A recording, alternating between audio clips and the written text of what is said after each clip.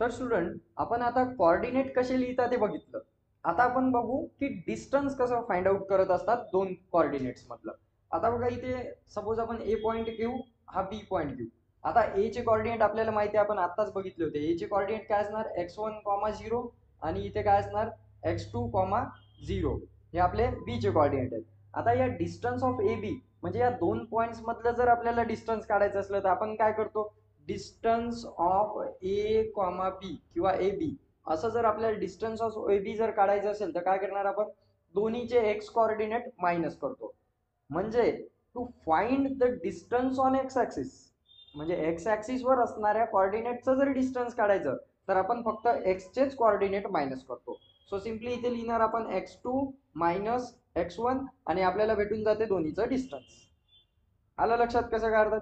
Similarly जर y याच्यावर असतील, सपोज इथे आता p आहे, इथे q आहे, तर आपल्याला p चे कोऑर्डिनेट माहिती आहे काय, तर याचे p चे कोऑर्डिनेट काय असणार आपले 0, y1 आणि q चे कोऑर्डिनेट 0, y2. हे आपले q चे कोऑर्डिनेट आहे. आता याचं जर डिस्टन्स काढायचं, डिस्टन्स ऑफ pq, तर आपण काय करतो, y2 मायनस y1 करणार आणि अशा प्रकारे आपण याच्यातलं डिस्टन्स काढू शकतो. म्हणजे जर काही व्हॅल्यूज दिलेले असतील त्याच्या व्हॅल्यूजचं सबट्रॅक्शन करा, आन्सर भेटून जाते. इथे याचं सबट्रॅक्शन करू शकतो, आन्सर भेटून जाते. तर आता आपण या ग्राफ मध्ये बघू.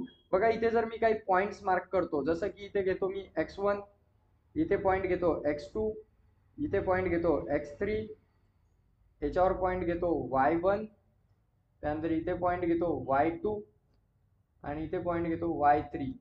असे तीन जर मी पॉइंट घेतले तर, आणि इथे हे तीन पॉइंट घेतले. आता मी एक पॉइंट घेतो इथे, हा ए, आणि इथे एक पॉइंट घेतो आता, हा पॉइंट बी, आणि हे दोन जॉईन करतो.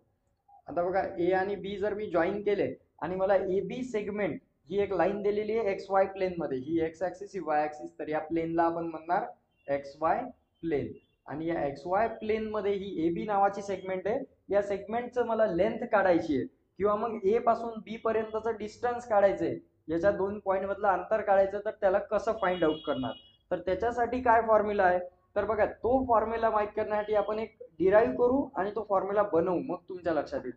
बघा जर मी ही इथे ड्रॉ केली एक लाईन, सपोज बी पासून तर x2 पॉइंट पर्यंत जर समजा मी अशी डॉटेड लाईन इथे ड्रॉ करतो आणि ही लाईन मी अशा प्रकारे इथे मार्क करून घेतो, दिस इज अ लाईन.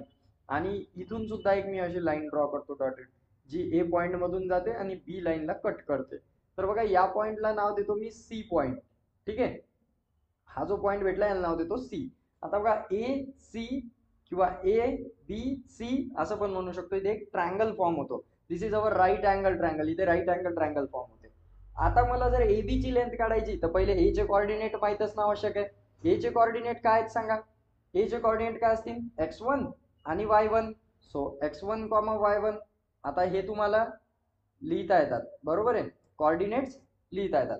आता मला सांगा बी चे कोऑर्डिनेट काय आहेत, ते आपण बघितले होते. बी चे कोऑर्डिनेट काय येणार, बी कुठे आहे x2 आणि y2 इथे मॅच होतो. So x2, y2, these are the coordinate of B point. हे बी चे कोऑर्डिनेट झाले. आता सी चे कोऑर्डिनेट काय असतील सांगा. बघा सी चे कोऑर्डिनेट काय असणार आहेत, सी कुठे मॅच झाला एक्स वर, x2 वर मॅच झाला. सो x2, कुठे मॅच झाला y1. So x2, y1. अशा प्रकारे सी चे कोऑर्डिनेट झाले. आता इथे जर मला ए बी ची लेंथ काढायची तर तुम्ही इथे बघू शकता राईट अँगल ट्रायंगल झाला. तर मी इथे पायथागोरस थेरम लावू शकतो का ए बी ची व्हॅल्यू काढायसाठी. इथे असं म्हणू शकतो का मी, ए बी चा square equal to A C चा स्क्वेअर प्लस बी सी चा स्क्वेअर, असं इथे म्हणता येते का मला, हा फॉर्म्युला लावता येतो का. लावू शकतो मी, कारण राईट अँगल ट्रायंगल आहे, हायपोटेनियस फाइंड आउट करायची ए बी.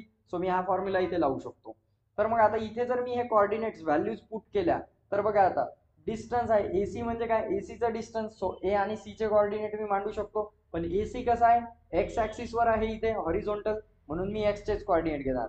आता इथे ए बी आहे, ए बी साठी मी काय करतो, ए आणि बी हे दोन पॉइंट दिलेले आहेत आणि ए बी कसा आहे असा दिलेला आहे क्रॉस. सो सिम्पली मी पहिले एसी चे लिहून घेतो. बघा आपल्याला लगेच लक्षात येऊन जाते. एसी चे कोऑर्डिनेट जर आपण म्हटलं तर एसी कुठे, ए आणि सी. एक्स कोऑर्डिनेट काय त्याचे, x2 मायनस x1 याचा ब्रॅकेट स्क्वेअर. ठीक आहे. आता बी सी, आता y चे घेणार नाही आपण इथे, कारण AC काय हॉरिझॉन्टल लाईन आहे आणि इथे x चे y चे कोऑर्डिनेट आलेले नाही, म्हणून आपण x चेच घेतले. आता BC चे कोऑर्डिनेट प्लस BC चे कोऑर्डिनेट काय आहेत बघा, B आणि C मध्ये BC लाईन कशी आहे, व्हर्टिकल आहे, म्हणून ही फक्त y ऍक्सिस लाच मॅच होते, म्हणून याच्यावर फक्त y चेच कोऑर्डिनेट घ्यायचे, x चे घ्यायचे नाही.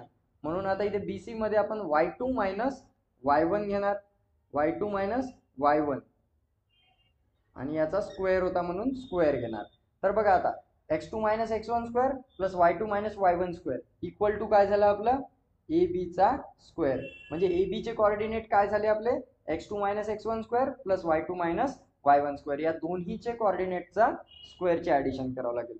So simply AB equals to काय झालं आपलं, आपल्याला पाहिजे होती AB ची व्हॅल्यू, AB स्क्वेअरची पाहिजे होती का, नाही, म्हणून आपण इथे काय करणार, या सगळ्या व्हॅल्यूला स्क्वेअर रूट मध्ये टाकणार. म्हणजे x2 minus x1 bracket square plus y2 minus y1 bracket square. तर अशा प्रकारे आपल्याला ही पूर्ण व्हॅल्यू मिळून जाते आणि या फॉर्म्युल्याला म्हणतात distance formula. So this is our distance formula. हे तुम्ही आता लिहून घेऊ शकता, याला म्हणतात डिस्टन्स फॉर्म्युला. म्हणजे हा फॉर्म्युला कुठून आला हे तुमच्या लक्षात आला. आता इथे आपण एक ट्रायंगल फॉर्म करून पायथागोरस थेरम लावला आणि त्याच्या अकॉर्डिंग व्हॅल्यूज पुट करून आपण हे फाइंड आउट केलं. तर आता इथून पुढे जर तुम्हाला डिस्टन्स फॉर्म्युला यूज करायचा असेल तर फक्त एवढा फॉर्म्युला यूज करायचा, x2 minus x1 square plus y2 minus y1 square याचा स्क्वेअर रूट घ्यायचा. आता हा डिस्टन्स फॉर्म्युला यूज करून आपण पुढील प्रॉब्लेम सोडवू शकतो. आता ते कसे सोडवतात आणि डिस्टन्स कसं फाइंड आउट करतात हे आपण प्रॅक्टिस सेट मधल्या काही प्रॉब्लेम्स वरून बघू, नंतर तुम्हाला इझिली सोडवता येईल. So now let's move toward our practice set.